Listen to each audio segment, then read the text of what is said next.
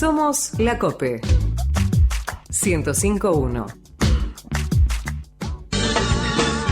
Seguimos en El Parque No Se Vende.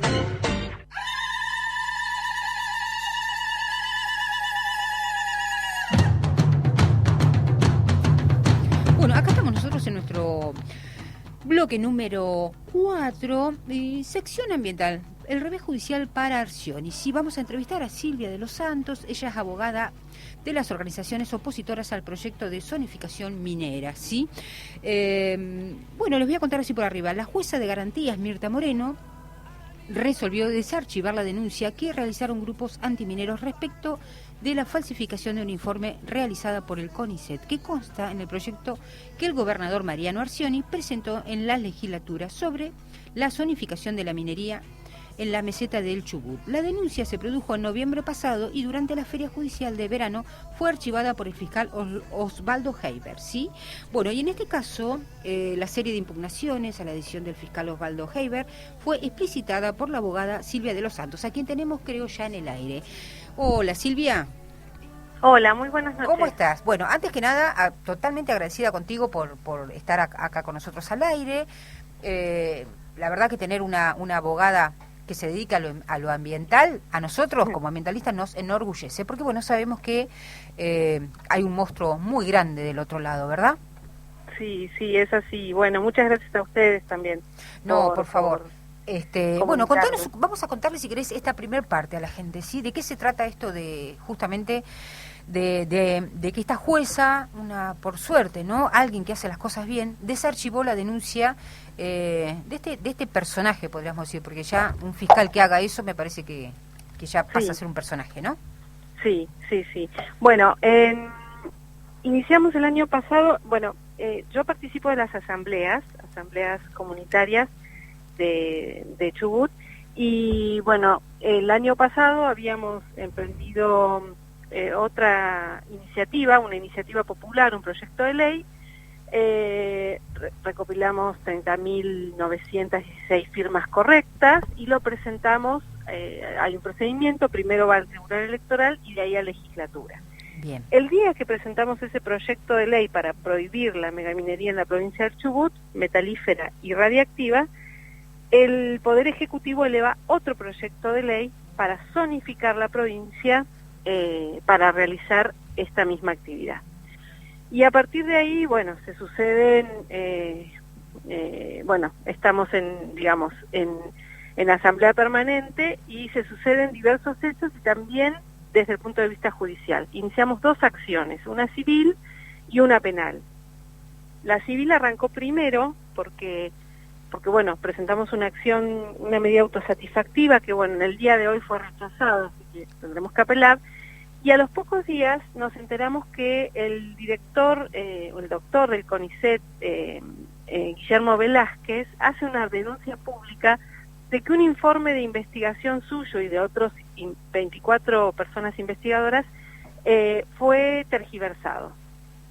Y ese informe se utilizó en el proyecto de ley del Poder Ejecutivo. Es un informe que está citado y que tiene que ver con indicadores de calidad de vida, y en el proyecto de ley está citado, la falsedad ideológica que nosotros planteamos ahí, porque no es una falsedad material, porque el informe en sí mismo no fue alterado en el proyecto de ley, sino ideológica, porque el contenido fue completamente puesto a contrario de lo que el informe dice. Toda la investigación del doctor Velázquez sugiere que en aquellos lugares donde se realiza actividad minera, los indicadores de calidad de vida empeoran. Y este proyecto de ley, todo su espíritu y toda su exposición de motivos, dice que busca mejorar los indicadores de calidad de vida. Y para esto utilizan un mapa de este informe diciendo que justamente en la meseta del Chubut los indicadores de calidad de vida son más bajos que en otros sectores de la misma provincia, que por lo tanto este proyecto vendría a mejorar estos indicadores, lo cual es claramente falso si alguien lee efectivamente el informe de investigación. Claro.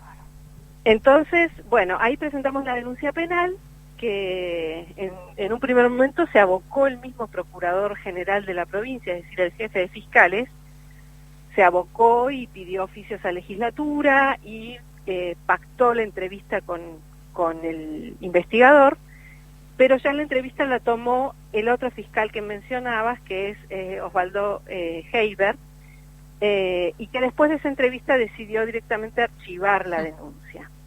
Aprovechó la feria judicial, qué bárbaro. Sí, aparte en feria, que eso fue también una novedad, porque bueno, siempre está bueno superarse, ¿no? Y que la justicia penal trabaje en feria en casos que no son de urgencia, está bueno, pero a ver, no para archivar una causa, exacto, ¿no? Más cuando estábamos esperando justamente, digamos, toda la gente en la calle estábamos esperando que este proyecto se retirara efectivamente de legislatura, de una vez y para siempre. Así que bueno, pedimos el desarchivo, esta es una posibilidad como denunciantes que tenemos, pedimos el desarchivo y cuando pedimos el desarchivo nos damos cuenta que al legajo de investigación le faltan muchas cosas. En primer lugar, esta denuncia se había presentado en los dos fueros, en el fuero federal y en el fuero provincial, porque el CONICET es un organismo nacional y el investigador no es de la provincia del Chubut. Entonces, entendimos ahí que podía haber una cuestión federal en cuanto a las personas que podía ser materia federal. Bueno, el juez federal se declaró incompetente y remitió esta causa a la provincia, a la justicia provincial, pero esto nunca se anexó a la denuncia que se hizo en sede provincial. Lo cual es grave, ¿por qué? Porque ahí había una cuestión de competencia que debió ser dirimida por el juez de la provincia, al que le llegara, el juez penal, y dictar una sentencia diciendo sí somos competentes para entender en este delito. Y si el juez de la provincia entendía que no era competente y se traba una cuestión de competencia, esto hay que elevarlo a la Corte Suprema, que es el único organismo en común que tienen la justicia federal y la justicia provincial. Bueno, esa sentencia no existe. Luego tampoco hicimos también una ampliación de denuncia, acompañamos más prueba en sede provincial, porque nosotros acompañamos también el informe efectivamente materialmente tergiversado, porque hubo diversas presentaciones que se hicieron virtualmente y a puertas cerradas entre el Poder Ejecutivo, algunos legisladores y asesores. Recordamos que se dijo que estuvo también, por ejemplo, el ministro de Nación, el de, no sé si ya se llama de hidrocarburos y energía o de minería directamente, el ministro de minería. Sí, Silvia, te interrumpo, o sea, vos decís que el informe de CONICET, el informe de los científicos, fue tergiversado en los distintos pasos que hicieron entre ellos, ya ahí se había tergiversado. Eso... Claro, al momento de redactar el proyecto de ley, es decir, el Poder Ejecutivo, ya presenta este proyecto de ley citando el informe. Pero el proyecto de ley dice que quiere mejorar eso de vida, cuando el informe dice exactamente lo contrario. Claro. Exacto. Bien. Durante esta primera semana empieza a circular en las redes sociales presentaciones falsas del informe, con el sello del CONICET y la firma del investigador, que no forman parte del proyecto, pero que empiezan a circular estas presentaciones en las redes sociales. Por ejemplo, en el Facebook de la Red de Académicos por la Minería Sustentable. Qué bárbaro. No, eso es una risa, eso es. Claro, y también hay una presentación de nuestro ministro de Hidrocarburos, por eso me confundía en la figura, de nuestro ministro de Hidrocarburos de la provincia del Chubut, como si fuera un PowerPoint, con este mismo informe tergiversado de la red de académicos, y que es el que se habría utilizado para presentarle el proyecto a los legisladores. Qué bárbaro. Eso no lo podemos probar nosotros porque no pudimos participar de esa reunión. Claro. Pero los informes tergiversados circulan por las redes sociales. Los videos y estos informes.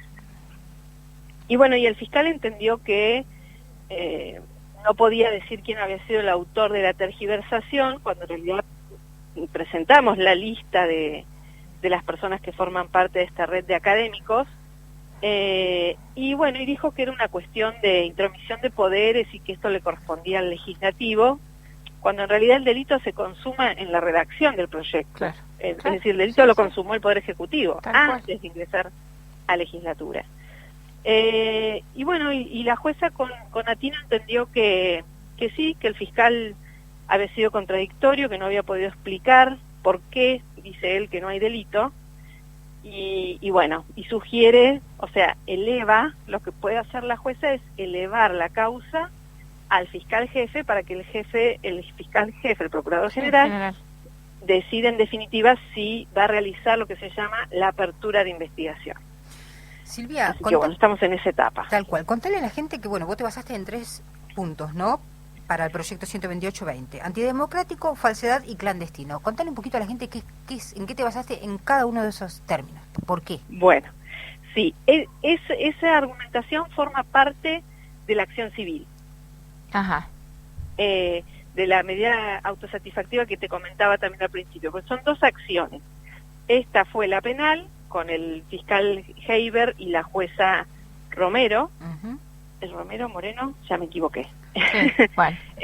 Moreno creo que es. Sí, Moreno. sí, sí. Y habíamos presentado una acción civil, una medida autosatisfactiva, en Esquel, ante la jueza Arbilla. La que, Nosotros, claro, la que casualmente hoy, ahora después nos contás, rechazó Sí. la cautelar. exacto. Nosotros argumentamos que ese proyecto es inconstitucional por 3 razones principales, digamos. Primero, por antidemocrático, porque nuestro gobernador, cuando hizo campaña tanto para ser elegido como senador como para ser elegido como gobernador, se manifestaba en contra de la megaminería y argumentaba en las entrevistas por qué, hablaba del riesgo de contaminación del agua y hablaba de la potencialidad de la provincia para avanzar con el turismo, con las distintas áreas protegidas que tenemos, incluso a nivel internacional, porque ustedes conocerán que acá está Puerto Pirámides, que es un sitio, el altar de las ballenas, digamos, de la ballena franca, es un sitio Ramsal, es reserva de biosfera, bueno, reserva natural, y del lado de la cordillera está el parque de los alerces milenarios. Entonces, él argumentaba que, bueno, que teniendo estas riquezas naturales, no necesitábamos de la megaminería. Y resulta que ahora es el que Sí, impulsa la actividad. Entonces decimos que ahí hay una estafa electoral, porque, bueno, y firmó un pacto social en campaña que después no lo cumplió.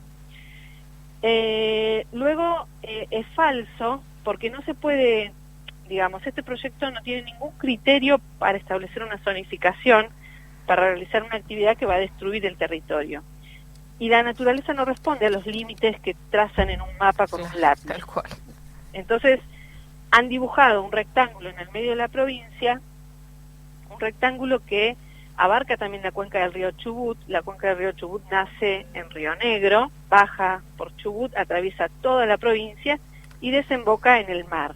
Y es la que abastece de agua a toda la provincia en esos lugares, o sea, desde su naciente hasta Sí, su está desembocadura. desembocadura. Claro, o sea, muchos cientos de personas que viven de ese agua, tanto para la producción como para bebida, Consumo. ¿verdad? Ujú. Exacto, para consumo. Y después que no hay forma de llegar a la meseta si no es por las vías laterales, o sea, o por Ruta 40, o por Ruta 3, o por el puerto de Puerto Madryn, que el puerto de Puerto Madryn justamente es donde está Puerto Pirámides. Y las toneladas de sustancias tóxicas que se utilizarían para el lixiviado de los minerales que se extraigan, no tiene otra forma de entrar a la provincia que no sea por alguna de estas 3 vías, siendo siempre la más barata la de los puertos, porque además recordarán que van y vienen con los reembolsos de puertos patagónicos, entonces es siempre la más barata del puerto, con lo cual se pone en riesgo de extinción directamente toda el área de Puerto Pirámides y Puerto Madryn y Viedma también, o sea, Sí, es una zona... Sí, es que la afectación no se puede medir, eso es. Exacto. Es una zona sumamente vulnerable, y la del río también, toda la cuenca del río Chubut también. Y bueno, y así un montón de otras falsedades, porque el proyecto efectivamente omite, o sea, tiene aseveraciones que omiten investigaciones que existen, que se han hecho en el marco, por ejemplo, de la Universidad Nacional de la Patagonia o del CONICET, sobre, por poner un ejemplo, se cansan de decir que la meseta de Chubut es un desierto. Y bueno, y hay un informe del 2018 que dice exactamente lo contrario, que lo ha hecho la Cátedra de Territorio, la Cátedra Abierta de Territorios de la Universidad de la Patagonia, donde dice que la gente está volviendo a la meseta, y la gente joven, porque está buscando justamente otras salidas, y está buscando producción también, ¿no? Claro. Dedicarse a otro tipo de actividades. Pero además, Silvia, perdón, es esa lógica de, bueno, acá no hay nada y no sirve. El nada es lo que piensa la gente que quiere hacer producir eso. Pero claro, aunque hubiera 3 especies vegetales y no hubiera gente, igual hay algo que tiene que ser analizado si va a ser extinto o no. Exactamente. Y hay otro punto que es gravísimo también, que es el final de la exposición de motivos, que la firma el ministro de Hidrocarburos, Martín Cerdá, donde dice que no se va a hacer nada que ponga en riesgo la salud de la población. Y lo cierto es que estamos llenos de proyectos exploratorios de plomo. Claro. Plomo, plata, cobre, pero sabemos lo que provoca el plomo, y sobre todo en los niños y niñas, ¿no? Claro. Entonces es como hipotecar todas las generaciones futuras, porque, por ejemplo, en la mina Gonzalito hay una resolución de la Defensoría del Pueblo por la mina Gonzalito en Río Negro, porque efectivamente hay niños y niñas contaminados con plomo, y el plomo es un neurotóxico que provoca serios problemas, incluso neurológicos. Pero además, Silvia, hay algo que me parece primordial, ¿no? La comunidad de Chubut dijo que no, o sea, que no quería minería, mega minería. Entonces, ¿cuál es? O sea, eso lo hemos debatido, estuvo acá Pablo Lada, bueno, hay varios del sur que han estado charlando, ¿no? Y hablamos siempre de lo mismo, o sea, ¿cuál es la calidad de nuestra democracia cuando un gobernador quiere decidir por encima de la voluntad absoluta y manifiesta de todo su pueblo? Es terrible eso, o sea, es gravísimo. Sí, exacto. Bueno, ese es el tercer argumento, la clandestinidad. Claro. La clandestinidad de este proyecto, que no tuvo ningún tipo de consulta a la sociedad civil ni al mundo indígena, ¿no? No tiene consulta previa al mundo indígena, no tiene estudio de impacto ambiental, no tiene audiencia pública, y además nos ningunean, ignorándonos por completo, porque bueno, hace 18 años que esta provincia lucha en contra de la megaminería, y tenemos una ley que lo prohíbe. Tal cual es el tema, ¿no? Tal cual. Es tenemos tremendo. Tenemos en la Ley General de Ambiente, la 25675, el principio de progresividad, visto desde otro lado, que es el principio de no regresividad. Tal cual. Entonces, si ya tenemos una norma que prohíbe esta actividad, no podríamos retroceder. Tal cual. De acuerdo a la legislación marco, claro. Nacional. Claro. Y así que también, vulnera también esos derechos. Y te haría la última preguntita, Silvia. Bueno, casualmente hoy a la tarde la jueza Arbilia dio marcha atrás con la cautelar y rechazó el planteo contra el proyecto. Bueno, te voy a hacer 2 preguntitas. Una, ¿cómo te cayó esto, no? Y lo segundo que te voy a leer, a ver, y también quiero que me digas que tu pensar con respecto a esto es, Arbilia sostuvo en su fallo que el señor gobernador está facultado a impulsar proyectos de ley conforme lo prevé el artículo 136 de la Constitución Provincial. O sea, 2 preguntas en una. Aquí, o sea, vos que venís luchando, ¿no? Y presentando donde corresponde y defendiendo al pueblo entero, ¿qué sentís cuando de pronto leíste o te llegó la notificación justamente, en este caso, de esta jueza? Bueno, un poco nos tomó por sorpresa, porque el jueves la jueza nos había otorgado una medida cautelar para suspender el tratamiento del proyecto de zonificación y desdobló. Nosotros habíamos pedido una medida autosatisfactiva sin que le corra traslado a la provincia y dijo no, yo voy a dictar una suspensión, medida cautelar, y le voy a correr traslado a la provincia porque necesito mayor tiempo para estudiar la causa y que la provincia venga y haga su defensa. Esto lo dijo el jueves 4, y hoy se desdijo, hoy ¿sí? Todo para atrás sola, o sea, Tal cual. no le corrió traslado a nadie, hizo todo sola y dijo no, la verdad que la medida autosatisfactiva no es la vía adecuada, no nos dice cuál es la vía procesal. ¿Y qué más dijo? La falsedad ideológica no está aprobada, no tengo acá constancias de la causa penal, lo cual también es un absurdo porque aunque no hubiera sentencia en lo penal, las falsedades también tienen responsabilidades civiles. Si no es delito, incluso aunque no sea delito, puede acarrear responsabilidad civil. Totalmente. Y porque un instrumento público puede ser falso ideológicamente, como lo que estamos planteando, en sede civil, sin necesidad de ir a la sede penal. Bueno, ella dice, acá no tengo la sentencia penal, así que esto como que no es mi competencia, pero no resuelve. Sobre el convenio OIT nos dice, bueno, pero el proyecto dice que van a cumplir con el convenio OIT. Y lo cierto es que el convenio OIT está desde 1992 y dice lo mismo, o sea, hay que hacer la consulta previa. Y en este caso, nosotros estábamos argumentando que es necesaria la consulta previa prelegislativa, que ya hay jurisprudencia y doctrina de otros países de que esto es exigible, porque así lo dice el convenio OIT, toda medida legislativa, administrativa o judicial que afecte los intereses de una comunidad indígena debe tener consulta previa. Totalmente, sí. Qué va. Y bueno, y el tercer argumento, que es el más efímero de todos, es esto de la intromisión de poderes, porque si dice, bueno, no me puedo meter en lo que hace el otro poder, o como decías, el señor gobernador tiene la facultad de presentar un proyecto. Sí, eso es cierto. Ahora nosotros estamos diciendo que este proyecto es inconstitucional. Claro. Y eso es no es cualquier proyecto. Claro. Y eso es una facultad del Poder Judicial definirlo. La inconstitucionalidad de un acto, de una norma, de un hecho, lo define el Poder Judicial, no el señor gobernador. Tal cual. Con lo cual, este argumento es el más efímero de todos, porque si mañana se aprobara este proyecto de ley, ya no tienen este argumento para esgrimir, y nosotros sí tenemos todas las violaciones de derechos consumadas ya, en su totalidad, para iniciar nuevas acciones judiciales, ¿no?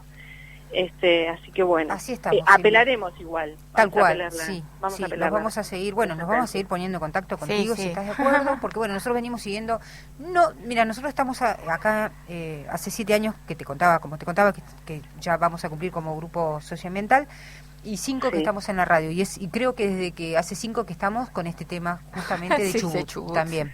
No tendremos 18 años como ustedes, pero también en la lucha, ¿no? Pero hace 5 años que nos interesa, porque bueno, siempre digo que la solidaridad entre los pueblos es importante, ¿no? Y más acompañarnos como ambientalistas y como vecinos y vecinas también. Exacto. Así que bueno, te agradecemos un montonazo el hecho de que nos hayas atendido, porque en realidad hicimos contacto contigo, vos no sabías ni quiénes éramos, y sin embargo acá estamos, así que para nosotros es un valor muy importante, y sobre todo, bueno, agradecerte que te dediques, en este caso, como abogada ambiental, a defender los derechos de toda esta gente que son nuestra gente, ¿sí? Bueno, muchas gracias a ustedes, y para nosotros es sumamente valioso también poder salir de la provincia con lo que nos está pasando, porque también los medios hegemónicos acá muestran la nada misma. Totalmente. Así que poder llegar hacia afuera de los límites de la provincia es también para nosotros muy importante. Bueno, te mandamos un beso grande, y mucha fuerza para todos ustedes, ¿sí? Bueno, muchas gracias.